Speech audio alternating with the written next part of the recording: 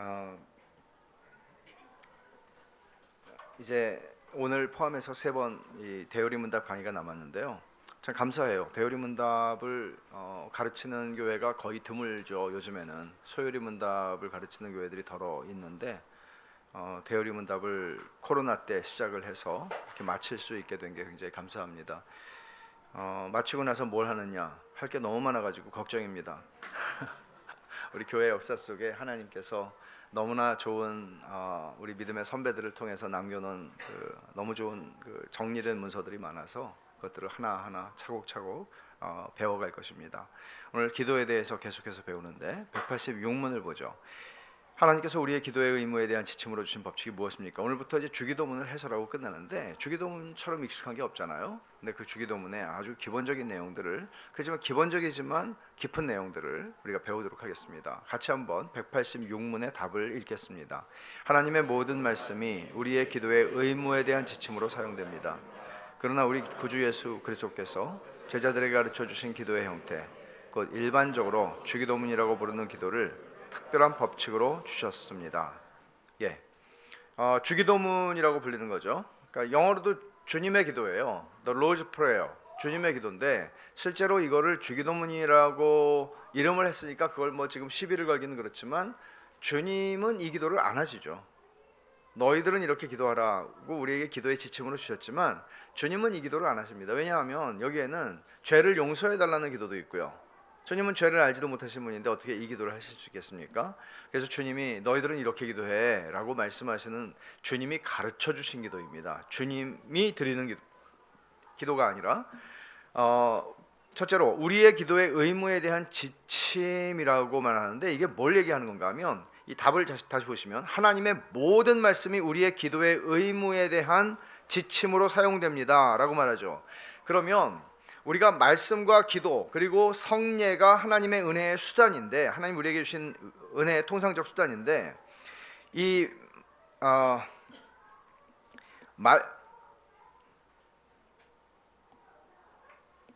말씀과 기도의 관계를 생각하면 하나님의 말씀이 기도에 선행되고 하나님의 말씀이 기도를 이끌어간다고 보셔야 마땅합니다. 말하자면 어떤 사람들은 기도파, 말씀파 이렇게 있잖아요. 여러분은 어떤 파세요? 어떤 파가 되시면 안 돼요.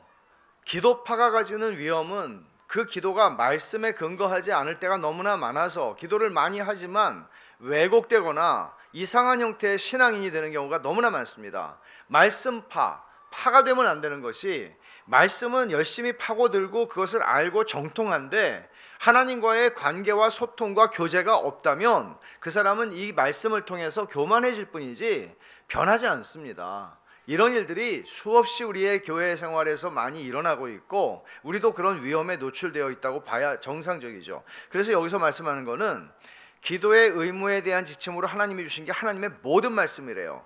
그러니까 여러분, 주기도문만이 하나님이 우리에게 너희는 이렇게 기도해라, 그러면 주기도문이 하나의 형식이 돼서 그것만이 아니라 성경 모든 말씀이 우리의 기도의 근거가 되고 기초가 되고 기도를 인도하는 가이드가 되는 거예요. 그래서 왜 이렇게 돼야 되는가? 타락했기 때문에요. 타락했기 때문에 우리는 타락한 사람들의 기도가 일반 종교에서 말하는 기도의 형태로 나타나는 거예요. 일반 다른 종교에서 하나님의 뜻대로 기도하라 그렇게 말하지 않아요. 일반 종교에서는 무엇이든지 내가 원하는 거를 구할 수 있어요. 그러나 오직 성경에서만 하나님의 뜻대로 기도하라고 그러죠. 니네 마음대로 기도하라고 그러지 않아요. 하나님의 뜻대로 기도해야 합니다. 그럼 하나님의 뜻대로 기도하는 게 어떤 거예요? 우리는 타락했기 때문에 누구나 종교를 가졌던 가지지 않았던, 그리고 종교를 가진 사람들도 기독교가 아니라면 그들은 다 일반적으로 그냥 자기가 원하는 것을 구합니다. 신에게. 그러나 기독교는 그렇지 않습니다. 기독교는 하나님의 말씀에서 우리는 내가 무엇을 구해야 하는지, 내가 무엇이 필요한 사람인지, 내가 무엇을 구해야 하나님께서 기뻐하시는지. 왜요? 우리는 얻어내기 위해서 구하는 사람이 아니라 우리 신앙생활에서 제일 독이 되는 게 뭔가 하면 하나님과 하나님이 주시는 혜택을 분리시키는 겁니다. 인격이신 하나님과 하나님을 통해서 우리가 얻어낼 수 있는 것들을 분리시키는 거예요. 그러니까 나는 하나님이 주시는 이런 걸 원해. 그렇지만 하나님은 원치 않아. 불편해. 왜? 그분은 좀 거룩하시고 좀 불편하니까. 그냥 하나님이 나에게 뭔가를 주시기를 원해. 우리 이런 걸 원한단 말이에요. 근데 일반 종교에서는 이게 하등의 문제가 될 게 없어요. 그렇지만 기독교에서는 하나님과 하나님이 주시는 혜택을 분리시키지 않습니다. 그렇기 때문에 우리는 하나님의 뜻대로 구한다는 게 무엇인지를 배워야 하는 것이죠. 로마서 8장 26절은 뭐라고 하냐면 우리가 마땅히 빌 바를 알지 못하나 우리가 무엇을 기도해야 되지? 모른다는 거예요. 우리 버킷리스트에 있어요. 우리가 원하는 거 있어요. 바라는 거 있어요. 이렇게 했으면 좋겠다는 게 있어요. 그러나 그걸 가지고 하나님 앞에 간다? 성경은 기도를 그렇게 말하지 않아요. 말하자면 우리가 타락한 본성이 이기적인 욕심으로 기도하여 얻고자 하는 것들을 하나님이 주신다면 우리는 망가질 겁니다. 하나님이 주신 혜택으로 말미암아 망가질 거라고요.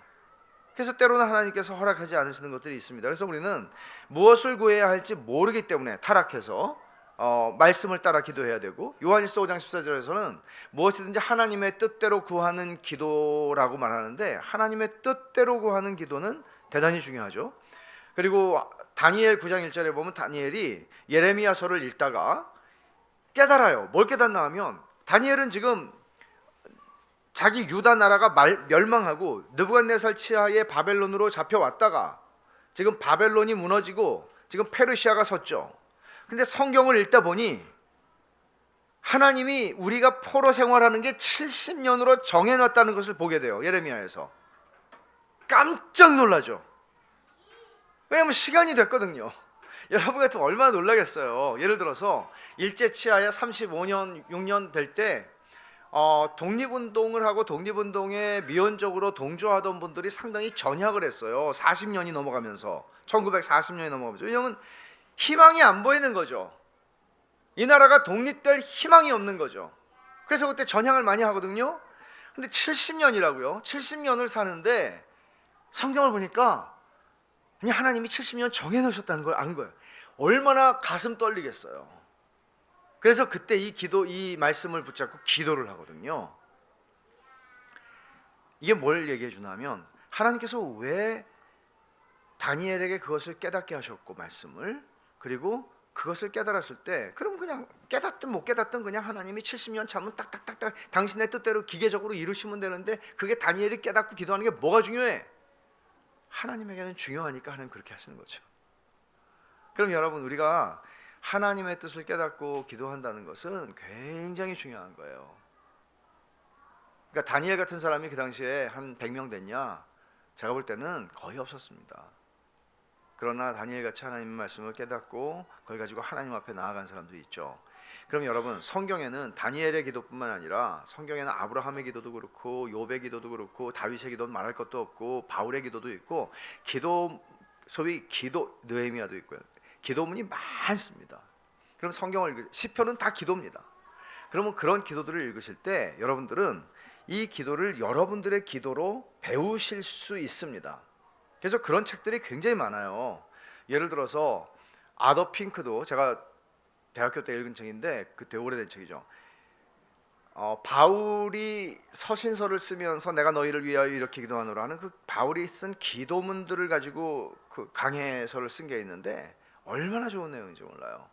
그러니까 그런 걸 보면 기도는 이렇게 해야 되는 거구나. 물론 주님이 우리에게 너희는 이렇게 기도하라고 주기도문을 주셨지만 성경 전체가 우리의 기도의 지침이에요. 그러니까 성경을 여러분들이 깊이 묵상하고 읽으시면 그 결과가 행동으로 나타나기 전에 여러분의 기도가 깊어지세요.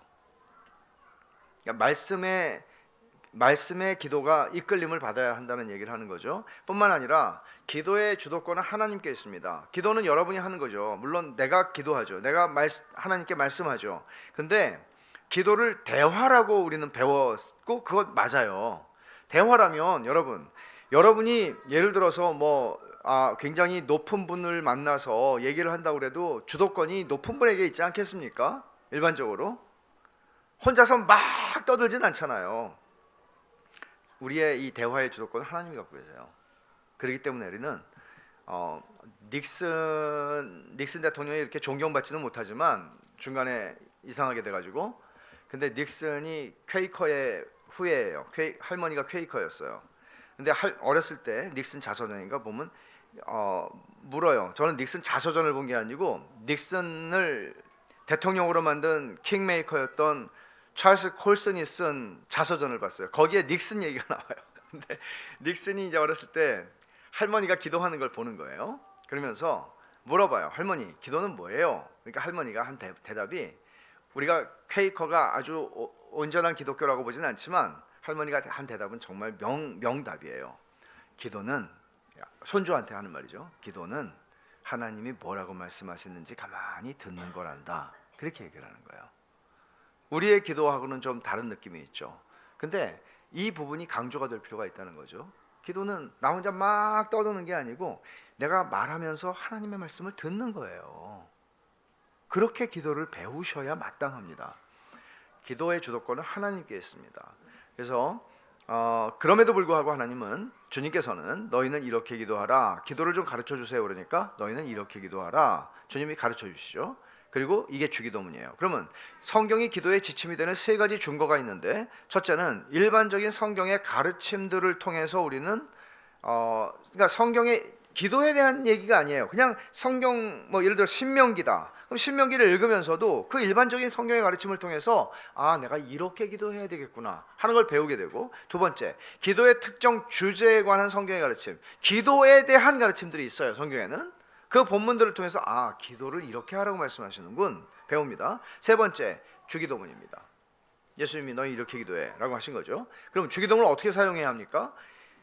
187문 답입니다. 같이 읽겠습니다. 주기도문은 우리가 어떻게 기도할 것인가에 대한 모범으로서의 지침만 되는 것이 아니라 그 자체를 기도로 사용할 수 있습니다. 따라서 우리는 기도의 의무를 바르게 행하는 데 필요한 깨달음, 믿음, 경외심, 그리고 다른 모든 은혜들을 가지고 주기도문을 사용해야 합니다. 사용 방법입니다.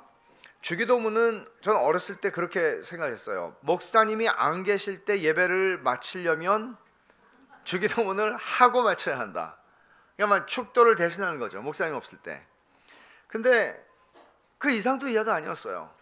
그럼 술술술 외죠. 어렸을 때부터 외우도록 가르침을 받았으니까.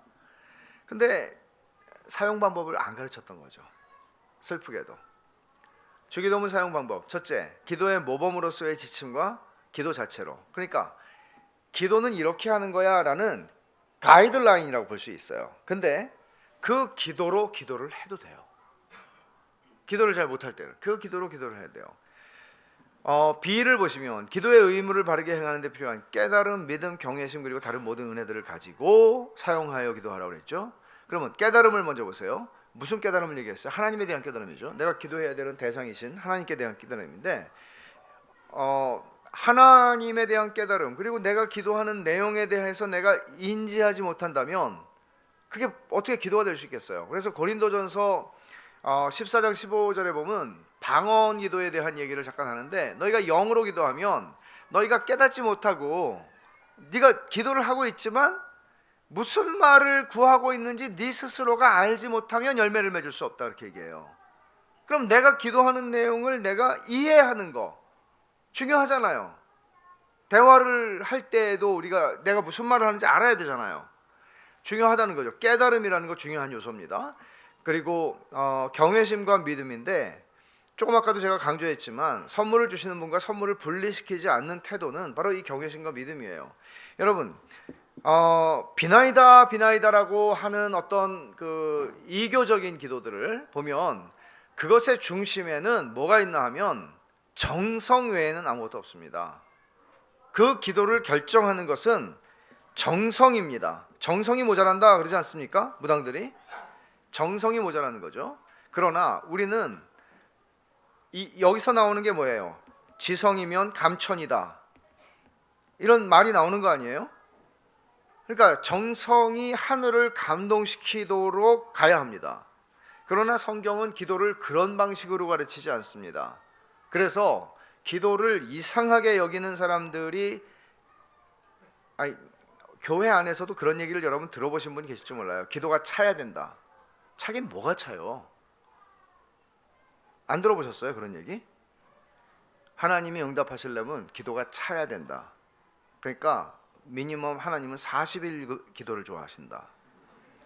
100일은 불교에서 좋아하는 거고 우린 40일을 좋아한다. 근데 기도가 찬다는 말이 여러분 무슨 말도 안 되는 그런 어디서 성경에 기도를 차요? 차기는 그런 거 없어요. 생각해 보세요. 여러분이 아버지가 주님도 그 말씀하셨지만 아버지가 좋은 걸 주는 게 아버지 아니에요. 일반적으로. 그러면 학교 등록금을 내야 되는데 아버지한테 아버지 등록금 주세요. 그러면 아버지가 너는 기도가 차야 돼. 그러면 하루에 3번씩 아버지한테 문자 보내고 전화 보내고 뭐 아침에 일어나서 기침하셨습니까? 아버지 등록금 내 이렇게 해서 한 보름을 하니까 이제 기도가 찼구나. 그러고 주는 아버지가 어디 있어요? 그렇게 한다면 나쁜 아버지죠. 하나님을 그렇게 나쁘게 만드는 거예요. 기도가 차야 된다? 주기도문 여러분 이 마태복음 6장을 한번 보세요. 본문을. 주님이 이 기도를 가르치시면서도 이렇게 말씀을 하세요. 기도를 이방인들의 기도와 하나님 아버지께 드리는 기도를 구별하시죠. 구별하시는데 너희는 이렇게 기도하라가 9절에 나오죠. 근데 9절 앞절을 한번 보세요. 8절. 그러므로 그들을 본받지 말라. 그들이 누구야? 이방인들이 기도하는 것처럼 다른 종교의 기도처럼 그렇게 하지 마라. 구하기 전에 너희에게 있어야 할 거를 하나님 너희 아버지가 아신다고 그러잖아요. 구하기 전에 이미 아세요. 이 말은 그 다음에 그러므로 너희는 이렇게 기도하라. 그러면 너희가 기도할 때 이렇게 생각하지 마. 너희가 기도 안 하면 하나님은 절대 안 주셔. 아니 그게 아니고 이미 알고 계셔. 하나님이 너희가 뭐가 필요한지 몰라가지고 니네가 말할 때까지 기다리는 게 아니고 이미 알고 계셔. 자, 이 말씀을 왜 했을까? 이 말씀을 기억하고 이것도 수미상관이에요. 아까 그 본문처럼. 자, 6장 이 32절을 보세요. 32절.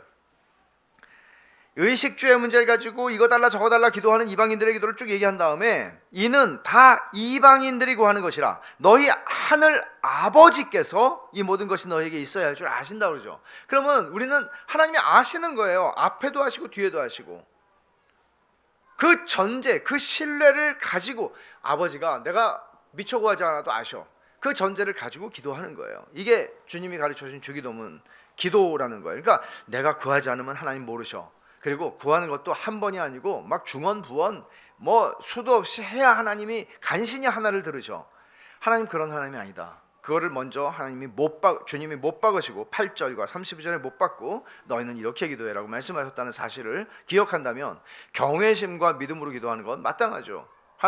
하나님께 나아가는 거란 말이죠. 그 다음에 주기도문은 몇 부분으로 구성되어 있습니까? 자, 답을 한번 같이 읽어보죠. 주기도는 3부분, 즉 머릿말과 간구들과 맺은 말로 구성되어 있습니다.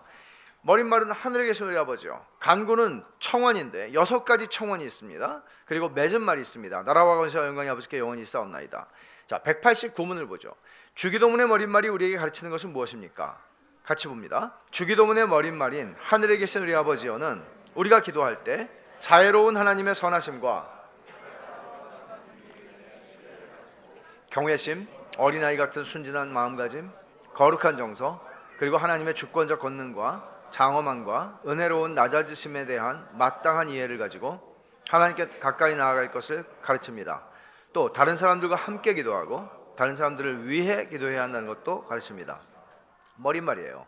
하늘에 계신 우리 아버지요. 첫째, 부르셔야 해요.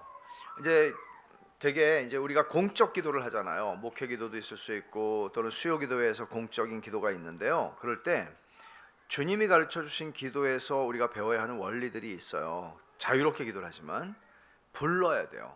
근데 이제 어떤 기도들을 보면은 부르지 않고 기도하는 기도도 있어요. 그러니까 그냥 본론으로 들어가는 거죠. 그러면 하나님이 안 들으시느냐? 그렇진 않습니다. 그렇진 않은데 하나님 그럼 뭐 딴 데다가 기도하겠어요? 안 불렀다고 그래서? 당연히 우리 집에도 그런 사람도 있잖아요. 아버지 홍길동을 말하는 게 아니고 아버지를 아버지라고 부르는 자식들이 있고 안 부르는 자식들도 있어요. 좀 쑥스러워서 그런지 모르겠지만은 그러니까 아버지라고 부르라고 주님 말씀하시죠. 하늘에 계신 우리 아버지요. 이럴 때 그냥 미지의 신이시여 이렇게 기도하는 게 아니죠. 우리의 아버지보다 더 선하신 아버지시고 나와 그런 관계 속에 계시는 아버지, 이게 기도의 근거잖아요. 하늘에 계신 우리 아버지라고 기도하라고 가르치세요. 이 말을 부르는 거 굉장히 중요합니다. 왜냐하면 인격적인 대화이기 때문입니다. 우리 아버지요 라고 하는 부분을 먼저 보면 자애로운 하나님의 선하심과 그에 따라 우리가 받는 유익에 대한 신뢰가 있습니다. 그러니까 이런 거잖아요.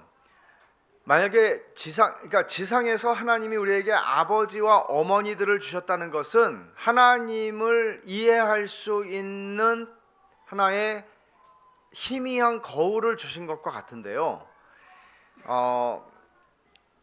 블루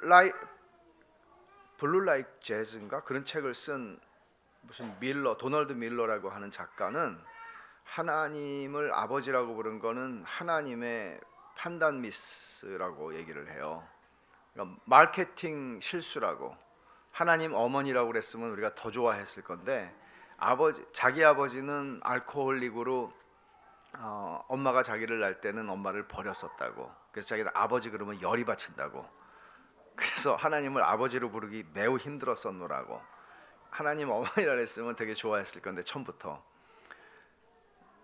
뭐 엄마가 아빠보다 더 좋은 확률이 좀 더 높을 수는 있는데 여튼 하나님은 우리에게 부모를 주셔서 약간 하나님을 알 수 있는 거울과 같은 역할을 하게 하신 거죠. 그래서 우리 아버지라고 부를 때 우리는 이런 기억이 있으세요? 다 아버지 경험이 다 다르지만 아버지 그러면 저희 아버지는 뭐 필요한 거 있니? 필요할 때만 부른 건가? 이런 생각이 갑자기 또 드네요. 그렇게 하셨거든요. 그러니까 이런 거죠. 제가 신학교에 이제 입학을 했어요. 신학교 입학을 했더니 아버지가 되게 좋아하시더라고요. 그러더니 가자. 그러더니 광화문에 가가지고 생명의 말씀 서점에 가서 서점에 가기 전에 남대문 시장에서 이제 가죽 가방을 하나 사주시더라고요. 신학생인데 가방 좀 좋은 거 들고 다니는. 가죽 가방. 그 이제 그 생명의 말씀 나갔어요. 그래서 원하는 책 다 골라 담아라 그러더라고요. 그래서 그날 대박 터졌죠. 웬 톡이냐? 돈은 없는데 카드가 있어가지고 우리 아버지는 그러니까 아버지 그러면 뭐 필요한 거 있니? 그러니까 부르는 걸 되게 좋아하셨던 것 같아요. 부르는 거를. 근데 저는 이제 저의 하나님이 주신 거울을 통해서 아버지를 부르면 되게 좋아하시는구나 그런 생각을 해요. 아버지를 많이 부르세요. 우리 아버지. 왜냐하면 우리가 경험했던 아버지하고는 비교가 안 되는 아버지시거든요. 하늘에 계신 우리 아버지. 그 자체가 기도예요. 그리고 그 확신이 있잖아요. 아버지 그러면 없어 임마. 이렇게 부르지 마. 넌 부르기만 하면 달라고 그러는 무슨 거머리냐? 이렇게 하는 게 아니고 아버지 좋아하세요. 그다음에 이런 확신을 가지고 어린애 같은 순진함을 가지고 나아가라는 거예요. 그리고 기도는 선하신 아버지께 기대를 가지고 나아가는 것이다. 미지의 신에게 기도하는 거 아니에요. 알지 못하는 분에게 가끔 연락해서 좀 돈 꺼달라고 하는 게 아니에요. 기도는 아버지께 하는 거예요. 그 다음에 하늘에 계신이라는 말을 쓰셨죠. 주님이 경외심을 가지라는 거죠. 무례한 기도가 있을 수 있어요. 여러분의 기도에 하나님이 들어주셔야 할 여러분이 마땅한 권리가 있다고 나아가시는 건 아닙니다. 그렇잖아요. 그래서 이사야 선지자가 뭐라고 하나님을 부르는지 한번 이사야 64장을 한번 찾아보세요. 이사야 64장 9절에 이렇게 기도해요. 여호와여 너무 분노하지 마시오며 죄악을 영원히 기억하지 마시옵소서. 그하오니 보시옵소서 보시옵소서. 우리는 다 주의 백성이니이다. 주님 우리가 죄를 지었어요. 참 잘못했습니다. 그렇지만 주님 우리가 주님의 백성이잖아요. 아들이잖아요. 딸이잖아요. 경외심이 있는 거죠. 거룩한 정서가 있다 또 얘기합니다. 거룩한 정서는 이런 표현들이 있어요. 시편 123편하고 여레미야 예가 3장 41절에는 하늘에 계신이라는 표현들로 하나님을 하늘에 계신 주여 하늘에 계신 주여. 이건 뭐예요? 초월하시는 분이라는 거죠. 우리하고 다르신 하나님이시라는 거죠. 나 지금 사람에게 나아가는 게 아니고 하나님께 나아가고 있다는 것을 얘기하는 거예요. 경박해지지 않습니다. 그리고 하나님의 주권적인 권능과 장엄함과 은혜로운 낮아지심에 대한 마땅한 이해를 가지고 나아가라, 그렇게 얘기합니다. 이사야 63장 15절 말씀을 한번 보십시오. 주여 하늘에서 굽어 살피시며 주의 거룩하고 영화로운 처소에서 보옵소서. 주의 열성과 주의 능하신 행동이 이제 어디 있나이까? 주께서 베푸시던 간곡한 자비와 사랑이 내게 그쳤나이다. 지금 뭔가 하나님의 사랑이 나에게 느껴지지 않고 하나님의 사랑이 자기 백성들에게서 그친 것 같은 그런 느낌을 가지고 이사야는 엎드려 하늘에 계신 하나님 앞에 나아가는 겁니다. 그러면 이런 표현이 또 64장 1절 한번 보세요. 원하건대 주는 하늘을 가르고 강림하시고 주 앞에서 산들이 진동하기를 불이 섭을 사르며 불이 물을 끓임 같게 하사 주의 원수들이 주의 이름을 알게 하시며 이방 나라들로 주 앞에서 떨게 하옵소서. 주께서 강림하사 우리가 생각하지 못한 두려운 일을 행하셨던 그때의 신들이 주 앞에서 산들이 주 앞에서 진동하였사오니. 그러니까 하나님, 하늘에 계신 하나님, 하늘을 가르고 강림하여 주세요. 우리 가운데 오시옵소서. 우리 교회 가운데 오시옵소서. 이 가족 가운데 오시옵소서. 나중에 우리가 배우겠지만 주님께서 하나님의 나라가 주의 뜻이 하늘에서 이루어진 것 같이 땅에서도 이루어지길 원합니다. 하나님의 나라가 이 땅에서 이루어지기를 원합니다 라고 기도할 때 바로 이런 기도입니다. 하나님, 제가 일하는 직장 가운데 오시옵소서. 하나님, 우리 교회 가운데 오시옵소서. 우리 가정 가운데 오시옵소서. 하늘에 계신 하나님, 그 은혜로우신 낮아지심을 우리는 이해하며 기도하는 것입니다. 그리고 우리 아버지라고 하는 것도 되게 중요하죠. 그냥 하늘에 계신 하나님이 아니에요. 아버지가 아니에요. 하늘에 계신 우리 아버지라고 기도를 하죠. 이것은 우리가 본질적으로 주님이 가르쳐 주신 기도는요, 공동체의 기도입니다. 내 개인이 하나님 앞에 나아가는 기도가 아니고 공동체의 기도입니다. 그래서 공동체의 기도라는 것은 이런 거죠.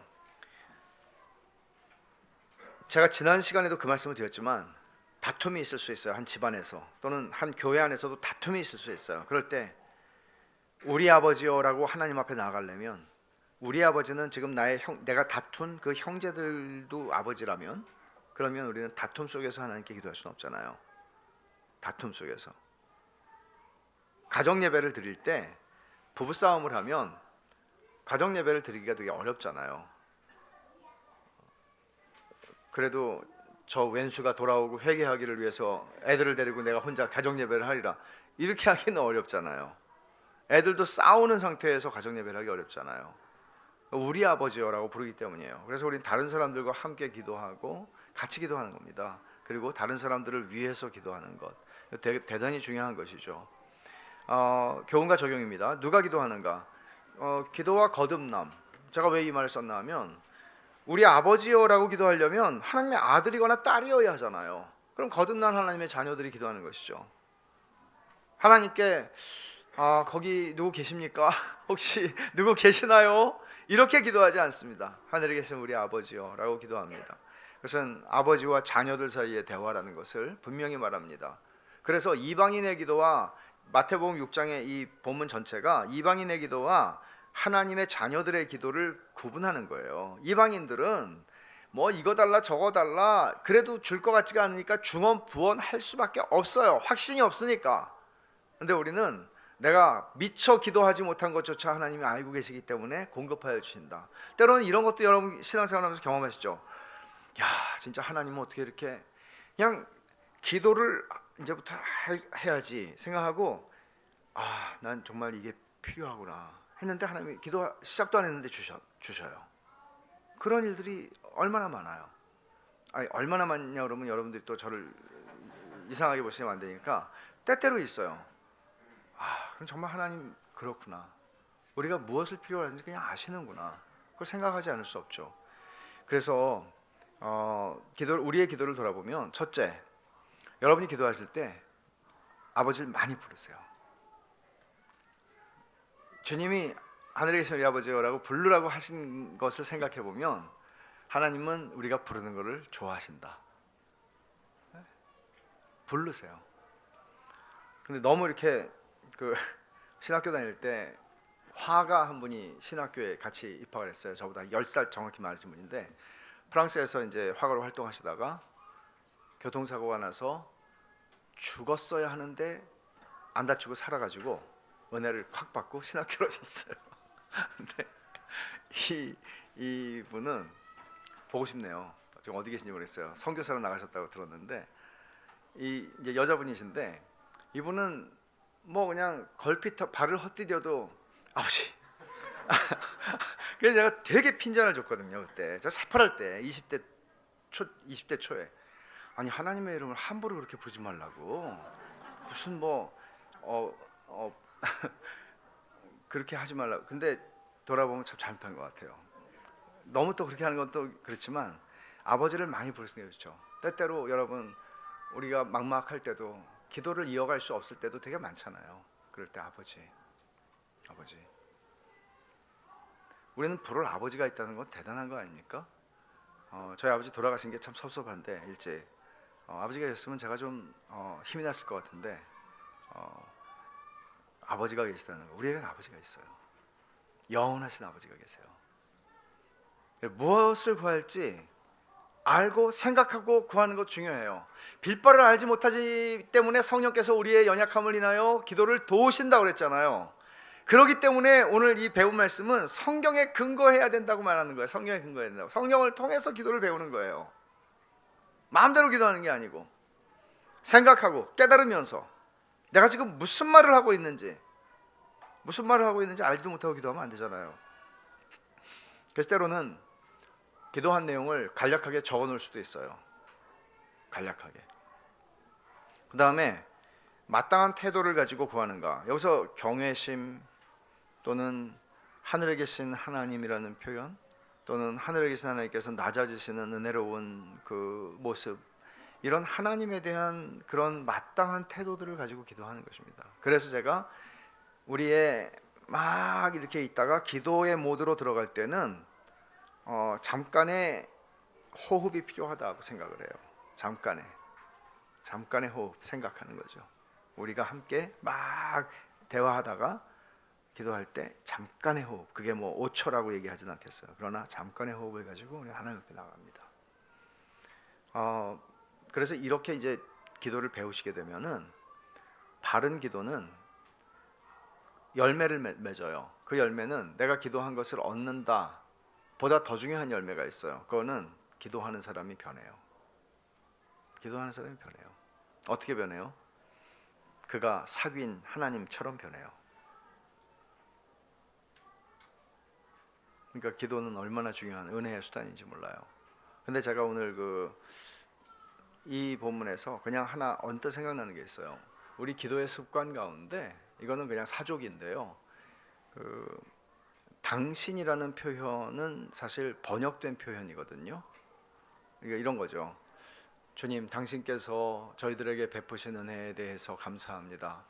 당신이 이루신, 근데 이거는 우리말 어법에는 틀린 말이에요. 사실은 기도문들 번역한 책들 가운데에도 그냥 영어는 you라고 그러니까 그냥 당신이라고 번역한 책들이 되게 많거든요. 번역된 기도문집들을 보면.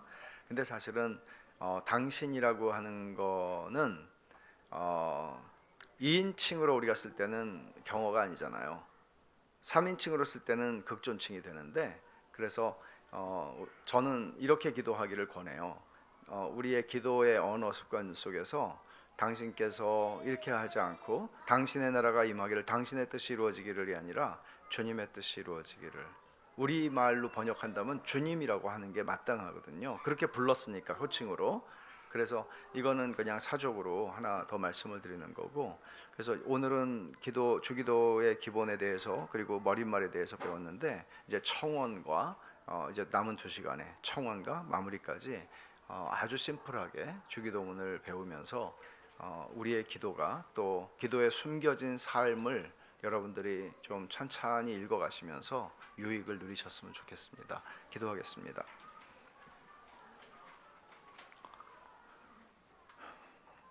하나님 아버지, 감사합니다.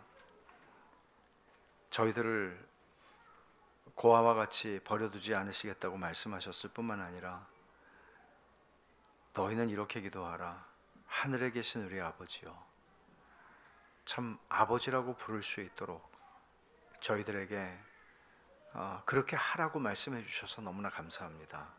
하나님 아버지, 저희들은 고아도 아니고 저희들은 버려진 자도 아니고 전능하신 하나님께서 언제나 저희 아버지가 되셔서 아버지라고 부르면 아버지는 기뻐하시고 저희들을 향해 귀를 기울이시고 저희의 이야기를 들어주실 준비가 되어주신 그런 하나님이신 것을 인해서 감사합니다. 하나님 아버지, 누가 이런 하나님을 모시고 사는 자가 있겠습니까? 어디서 이런 하나님을 만날 수 있겠습니까? 하나님 아버지, 저희들은 자기 힘과 자기 실력과 자기 능력으로 살아간다고 착각하지 않게 해주시고 아버지와 함께 아버지께서 공급하시는 능력, 이미 아버지께서 저희들에게 허락하여 주신 힘으로, 재능으로 그 능력을 받아 살아가는 것임을 알게 하사 늘 아버지께 나아가는 저희들이 되게 하여 주시옵소서. 예수님의 이름으로 기도드리옵나이다. 아멘.